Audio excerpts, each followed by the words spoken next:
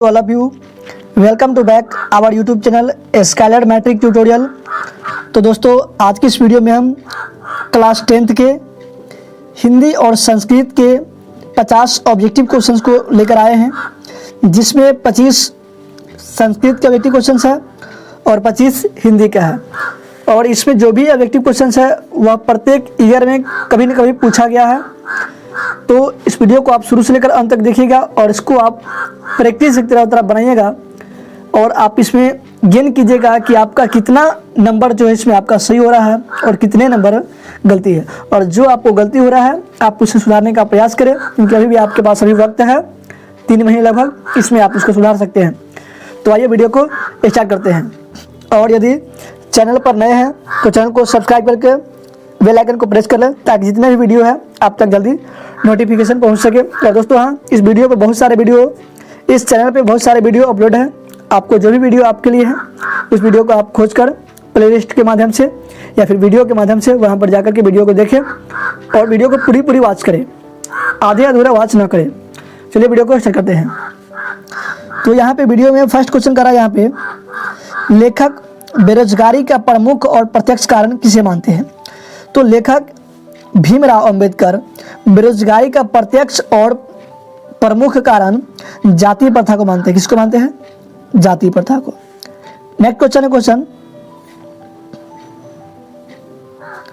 Question number 2 यहाँ पे करा है, डॉक्टर अंबेडकर का वाङ्मय हिंदी के कितने खंडों में प्रकाशित हो चुकी है?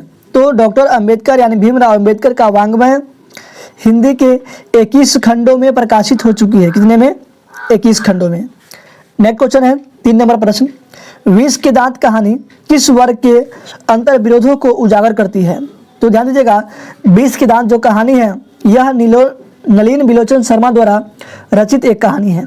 इस कहानी के माध्यम से लेखक किस वर्ग को उजागर करते हैं? ध्यान दीजिएगा, यह मध्यम वर्गीय वर्ग की कहानी है। इसका है मध्यम वर्गीय वर्ग की कहानी। नेक्स्ट क्वेश्चन है 4 नंबर प्रश्न, कठ और केन उपनिषद का अनुवाद मैक्स मुलर ने किस भाषा में किया? तो कठ और केन उपनिषद का अनुवाद मैक्स मुलर ने जर्मन भाषा में किया। किस में किया? जर्मन भाषा में। और ध्यान दीजिएगा कि मैक्स मुलर जो है वह भारत से हम क्या सीखे, जो पाठ है यह एक भाषण है। इसके राइटर है कौन है? Max Muller. इसका पूरा नाम क्या है? Friedrich Max Muller. Next question है 5 नंबर, कामसूत्र किसकी रचना है? तो कामसूत्र जो है वह वात्स्यायन की रचना है। किसकी रचना है? वात्स्यायन। आपका ऑप्शन नंबर डी है। नेक्स्ट क्वेश्चन है क्वेश्चन नंबर 6, गुणाकर मूले का जन्म कहाँ हुआ था? तो गुणाकर मूले का जो जन्म है वह महाराष्ट्र में हुआ। कहाँ हुआ? महाराष्ट्र में। नेक्स्ट प्रश्न है, लेखक अमरकांत ने हाई स्कूल की शिक्षा कहाँ से प्राप्त किया था? तो अमरकांत जो है वह लेखक अमरकांत ने हाई स्कूल की शिक्षा कहाँ से प्राप्त किया? तो अमरकांत जो लेखक है वह किस पाठ के लेखक है? बहादुर के। किसके? बहादुर के। तो यहाँ पे क्वेश्चन आपसे पूछा है कि लेखक अमरकांत ने हाई स्कूल की शिक्षा कहाँ से प्राप्त किया? तो ये बलिया से प्राप्त किया है। कहाँ से किया है? बलिया। और बलिया जो है यूपी का एक जिला है। किसमें पड़ता है? यूपी में पड़ता है। नेक्स्ट प्रश्न है, परंपरा का मूल्यांकन शीर्षक पाठ साहित्य की कौन सी विधा है? कहानी है, निबंध है, व्यंग्य है, संस्मरण है। तो ध्यान दीजिएगा, परंपरा का मूल्यांकन शीर्षक पाठ जो है वह एक प्रकार की क्या है? निबंध है। क्या? निबंध है। नेक्स्ट प्रश्न का था आगे, बिरजू ने अपने पिता के साथ आखिरी प्रोग्राम कहाँ किया था? तो बिरजू महाराज जो है, पंडित बिरजू महाराज, वह अपने पिता के साथ आखिरी प्रोग्राम मैनीपुर में किया, जोधपुर में किया, जौनपुर में किया या उदयपुर में किया? तो ध्यान दीजिएगा कि पंडित बिरजू महाराज जो है वह अपने पिता के साथ आखिरी प्रोग्राम कहाँ किए थे? तो मैनपुरी में किए थे। कहाँ किए थे? मैनपुरी में। नेक्स्ट प्रश्न है 10 नंबर प्रश्न, प्रगतिशील साहित्य का संबंध किससे है? प्रगतिशील साहित्य का संबंध किससे है? बौद्ध दर्शन, वेदांत दर्शन, मार्क्स के विचार, नन ऑफ दीज, यानी इनमें से कोई नहीं। तो प्रगतिशील साहित्य का संबंध, ध्यान दीजिएगा, वह वेदांत दर्शन से, किसे? वेदांत दर्शन से। प्रगतिशील साहित्य का संबंध वेदांत दर्शन से है। नेक्स्ट प्रश्न है 11 नंबर, दयावती मोदी कवि शेखर सम्मान, दयावती मोदी कवि शेखर सम्मान कब सम्मानित किया गया? दयावती मोदी कवि शेखर सम्मान से कब सम्मानित किया गया? तो ध्यान दीजिएगा कि न इसको क्या बोलते हैं, विनोद कुमार शुक्ल को दयावती मोदी कवि शेखर सम्मान से कब नवाजा गया? तो ध्यान दीजिएगा 1997 में। कब? 1997 में। नेक्स्ट प्रश्न है, रसूलन बाई कौन थे? रसूलन बाई कौन थे? नर्तकी, गायिका, कवित्री, लेखिका। तो रसूलन बाई जो है वह एक गायिका थी। क्या थी? गायिका थी, जिसके यहाँ पे पंडित बिरजू महाराज रोज जाया करते थे। नेक्स्ट प्रश्न है, आध्यात्मिक शिक्षा से गांधी जी का क्या अभिप्राय है? तो गांधी जी का आध्यात्मिक शिक्षा से अभिप्राय यही है, पुस्तक की शिक्षा, यंत्रों की शिक्षा, बुद्धि की शिक्षा, हृदय की शिक्षा। तो गांधी जी के अनुसार जो बढ़िया शिक्षा है वो किसे माना गया है? हृदय की शिक्षा को। किसको? हृदय की शिक्षा को गांधी जी के अनुसार आध्यात्मिक शिक्षा कहा गया है। नेक्स्ट प्रश्न कर आगे 14 नंबर, गुरु नानक का कथन किस कवि के कथन से मिलती है? गुरु नानक का जो भी कथन है वह किस कवि के कथन से मिलती है? कबीरदास, गुरु नानक, कालिदास, सूरदास। तो ध्यान दीजिएगा, गुरु नानक जो है सुंदर ऑप्शन नंबर बी पहले कट जाएगा क्योंकि डबल नाम आ गया है इसमें। अब बच गया कबीरदास, कालिदास, सूरदास। तो गुरु नानक का जो कथन है वह किससे मिलती है? कबीरदास से मिलती है। किससे मिलती है? कबीरदास से। नेक्स्ट प्रश्न कर रहा है दोस्तों आगे 15 नंबर प्रश्न, रसखान किस काल के कवि है? रसखान किस काल के कवि है?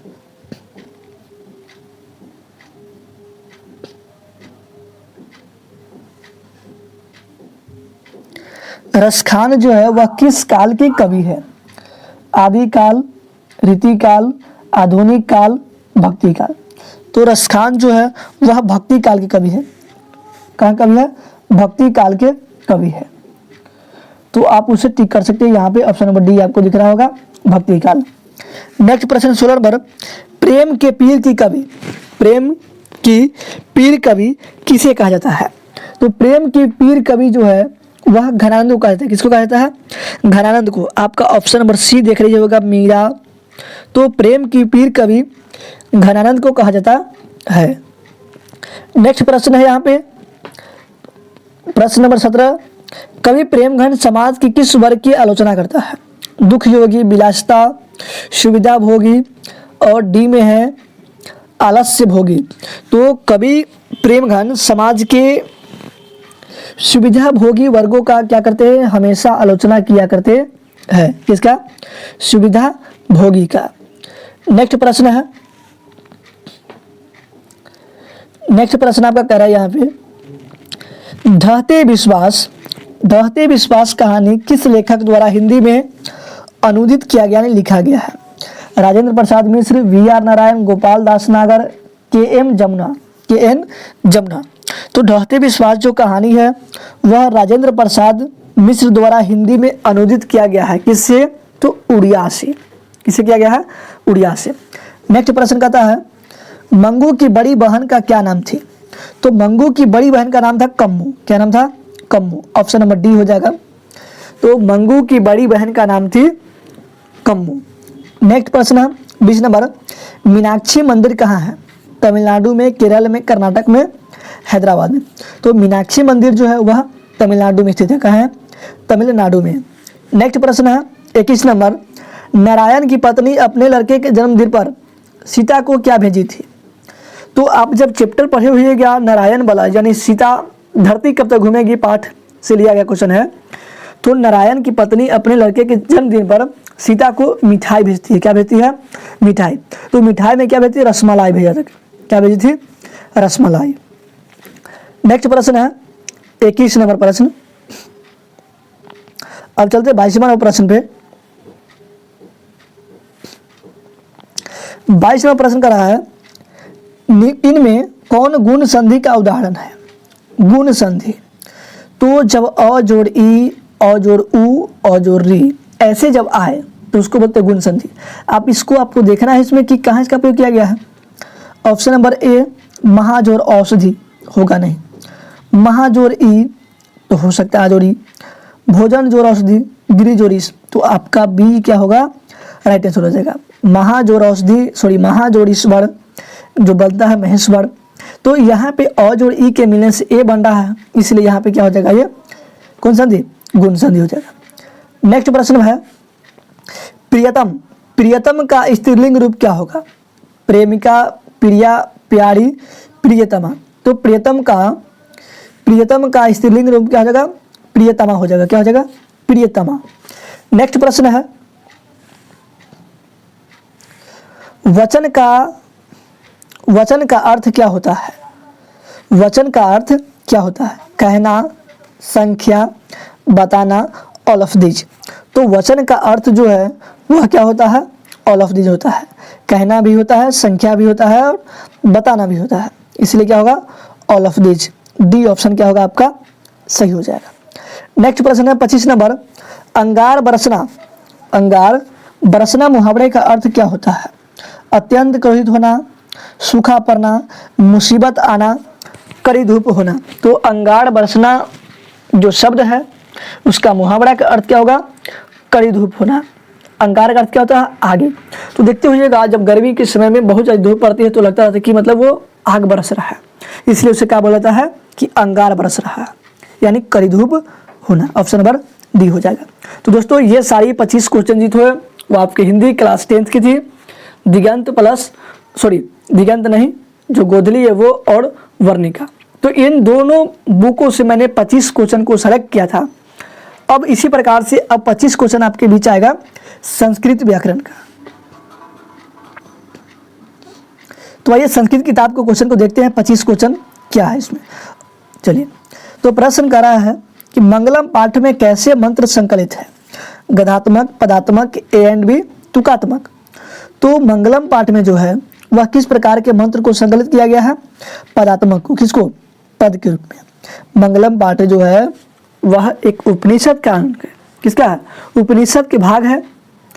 इसमें बहुत सारे जैसे 5 उपनिषद से लिया गया है, तो इसमें 5 मंत्र को संकलित किया गया। किसमें, मंगलम पाठ में। आपसे पूछा जाएगा क्वेश्चन कि मंगलम पाठ में कुल कितने मंत्र संकलित किए गए हैं, तो 5 मंत्र को।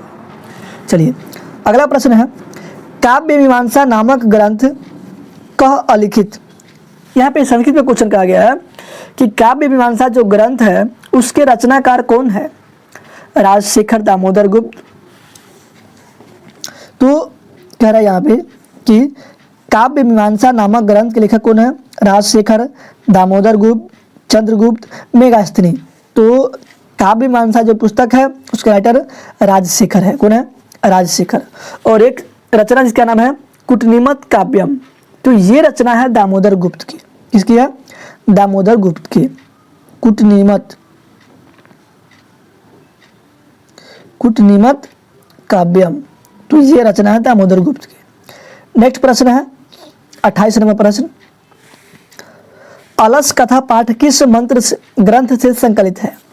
अलस कथा पाठ किस ग्रंथ से संकलित है। ऑप्शन आप देखिए, ए काव्य मीमांसा, बी पुरुष परीक्षा, सी पंचतत्व, डी हितोपदेश। तो अलस कथा पाठ जो है वह विद्यापति की क्या रचना है और यह पाठ पुरुष परीक्षा नामक ग्रंथ से लिया गया है। किससे, पुरुष परीक्षा से। नेक्स्ट प्रश्न है आधुनिक काल की संस्कृत लेखिकाओं में कौन अतीव प्रसन्न। अतीव का अर्थ हुआ कि बहुत ज़्यादा प्रसन्न है, प्रसिद्ध है। तो आधुनिक काल की लेखिकाओं में पंडिता क्षमा राव। कौन है, पंडिता क्षमा राव। तो यहाँ पे पंडिता तो नहीं लिखा लेकिन क्षमा राव लिखा, इसलिए आपका क्षमा राव क्या होगा, राइट आंसर हो जाएगा। नेक्स्ट प्रश्न कर रहा है यहाँ पे लौकिक संस्कृत साहित्य में लगभग कितने कवित्रियों की पद मिलते हैं। तो लौकिक संस्कृत साहित्य में लगभग 40 कितने लगभग 40 कवित्रियों के पद संकलित है, यानी पद मिलते हैं। ध्यान रखिएगा कि लौकिक संस्कृत साहित्य में लगभग 40 कवित्रियों के पद मिलते हैं। नेक्स्ट प्रश्न है 31 नंबर, भारत महिमा पाठ के द्वितीय श्लोक किस पुराण से संकलित है? तो भारत महिमा पाठ के जो द्वितीय श्लोक है वह किनसे लिया गया है? तो भागवत पुराण से। किससे लिया गया है? भागवत पुराण के द्वितीय से लिया गया है। यानी भारत महिमा जो पाठ है यह इनका द्वितीय श्लोक भागवत पुराण से लिया गया है। नेक्स्ट प्रश्न है 32 नंबर, जीवन के सभी मुख्य अवसरों पर किनका आशीर्वाद अपेक्षित होता है? अपेक्षित है। प्रश्न कह रहा है कि जीवन के सभी मुख्य अवसरों पर किनका आशीर्वाद अपेक्षित था? समवयस्कों का, दोस्त का, अनुजों का, वरिष्ठों का। तो ध्यान दीजिएगा इस प्रश्न का जो उत्तर हो जाएगा 22 नंबर 32 नंबर का वह क्या होगा? वरिष्ठों का। यानी जीवन के सभी मुख्य अवसरों पर वरिष्ठों का जो आशीर्वाद है वह क्या था? अपेक्षित था। नेक्स्ट प्रश्न है 33 नंबर, अंतिम शिक्षा संस्कार का नाम क्या है? उपनयन, समावर्तन, अक्षरारंभ, वेदारंभ।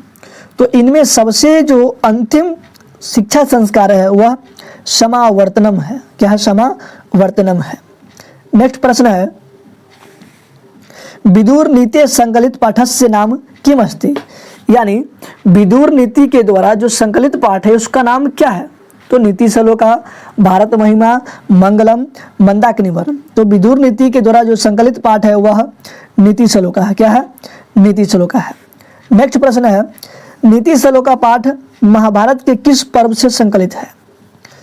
नीति श्लोका पाठ महाभारत के किस पर्व से संकलित है? ऑप्शन ए वन पर्व, उद्योग पर्व, शांति पर्व, भीष्म पर्व। तो नीति श्लोका पाठ जो है वह महाभारत के उद्योग पर्व से संकलित है। किससे है? उद्योग पर्व से। नेक्स्ट प्रश्न है आगे, प्रश्न कर आगे 36 नंबर, लक्ष्मी का किसका वर्णन करती है? लक्ष्मी का किसका वर्णन करती है? मूर्ख का, अधोगामी पुरुष का, लोभी का, क्रोधी का। तो ध्यान दीजिएगा लक्ष्मी का जो वर्ण है वह उद्योगी पुरुष करते हैं। क्या करते हैं? उद्योगी पुरुष करती है। Next question 37 number, Swami Dayanand का जन्म कब हुआ था? तो स्वामी दयानंद सरस्वती का जन्म 1824 में हुआ था। कहाँ हुआ था? 1824 में मद्रास में हुआ था। कहाँ था? तो ये टंकारा नामक गांव में था, मद्रास में। 24 कब था? 1824 ईस्वी में इनका जन्म हुआ था। नेक्स्ट प्रश्न है आगे 38 नंबर, स्वामी दयानंद ने किस संस्था की स्थापना किया? धर्म समाज, बहुजन समाज, आर्य समाज, गिरिजा समाज।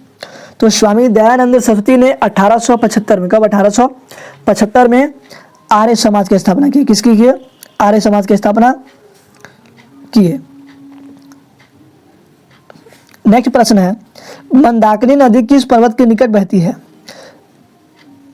मलय पर्वत, मंदार पर्वत, चित्रकूट पर्वत और गृहकूट पर्वत। तो ध्यान दीजिएगा मंदाकिनी नदी जो है वह चित्रकूट पर्वत के किनारे बहती है। किसके किनारे? मंदाकिनी नदी चित्रकूट पर्वत के किनारे बहती है। आइए लास्ट 11 प्रश्न बच चुका है, देखते हैं इनको। प्रश्न करा 40 नंबर, क्रियाम बिना किम भार? तो क्रिया के बिना कौन भार के समान हो जाते हैं? तो ध्यान दीजिएगा ज्ञानम। क्या होता है? अगर आपके पास ज्ञान है लेकिन ज्ञान का आप योग नहीं करते हैं तो वह किसके समान होता है? भार के समान हो जाता है। नेक्स्ट प्रश्न है, व्याघ्रपथिक कथा रचनाकार कौन है? यानी व्याघ्रपथिक कथा जो पाठ है उसके रचनाकार कौन है? नारायण पंडित है। कौन है? नारायण पंडित। नेक्स्ट प्रश्न है, नेक्षामी किसने बार बार कहते थे? तो ये कर्णस्य दानवीरता पाठ से क्वेश्चन लिया गया है और इसमें शक्र जो है, कौन? शक्र जो इंद्र भगवान होते हैं वह हमेशा नेक्षामी कहते थे। जब किसने? कर्ण उन्हें दान में देने के लिए कहते थे कि आपको मैं हाथी दे रहा हूँ, सोना देता हूँ, चांदी देता हूँ, तो वो हमेशा क्या करते थे, नेच्छामि नेच्छामि कहते थे। किसमें? तो कर्ण को। नेक्स्ट प्रश्न है, कर्णभार रूपक के रचनाकार कौन है? कालिदास, महर्षि व्यास, भवभूति, भास। तो कर्णभार रूपक के रचनाकार भास है। कौन है? भास है। नेक्स्ट प्रश्न है 44 नंबर, ईर्ष्या और असहिष्णुता किसको उत्पन्न करते हैं? तो ईर्ष्या और असहिष्णुता शांति को, अशांति को, सुख समृद्धि को, प्रेम को। तो ईर्ष्या मतलब जलनशील और सहिष्णुता मतलब सहने की क्षमता जिन लोगों में नहीं होती है उनमें अशांति का माहौल क्रिएट हो जाता है। तो क्वेश्चन पूछा यहाँ पे कि ईर्ष्या और असहिष्णुता किसको उत्पन्न करते हैं? तो अशांति को। नेक्स्ट प्रश्न है 45 नंबर, कर्ण ने शक्र को चौथी बार क्या दान देना चाहा? तो कर्ण ने शक्र को चौथी बार में दान देने के लिए क्या दिए थे? सोना दिए थे। क्या दिए थे? सोना। अगली प्रश्न है, शांति किससे स्थापित होती है? उपकार, अपकार, स्वार्थ, क्रोध। तो ध्यान दीजिएगा, शांति जो है वह उपकार से स्थापित हो सकती है। किससे हो सकती है? उपकार या परोपकार। उपकार कहीं बोलते हैं परोपकार। तो प्रश्न यहाँ पे कह रहा है कि शांति किससे स्थापित होता है? तो उपकार से। अगली प्रश्न है 47 नंबर, ऋषियों द्वारा प्रणीत को क्या कहते थे? तो ऋषियों द्वारा प्रणीत को मिथकम, कृतम, वैदिकम, ननवदिच। तो ऋषियों द्वारा प्रणीत को कृतकम कहा गया। क्या कहा गया? कृतकम कहते थे। ऋषियों द्वारा प्रणीत को कृतकम कहते थे। नेक्स्ट प्रश्न है 48 नंबर, वराह मिहिर द्वारा रचित कौन सा ग्रंथ है? तो वराह मिहिर जो है इसमें किस ग्रंथ की रचना की? आचार संहिता, वृहत संहिता, मंत्र संहिता, आदि में ऑल आपको दिखता होगा। तो वराह मिहिर के द्वारा इसमें वृहत संहिता का जो ग्रंथ है उसकी रचना किया गया। किसके द्वारा? वराह मिहिर के द्वारा। नेक्स्ट प्रश्न है, न्याय दर्शन के प्रवर्तक कौन थे? तो न्याय दर्शन के जो प्रवर्तक है वह कौन है? गौतम है। कौन है? गौतम है। न्याय दर्शन के प्रवर्तक गौतम माने जाते हैं। और लास्ट प्रश्न है,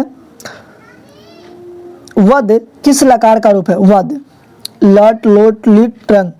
तो वद जो है वह लोट लकार का रूप है। किसका है?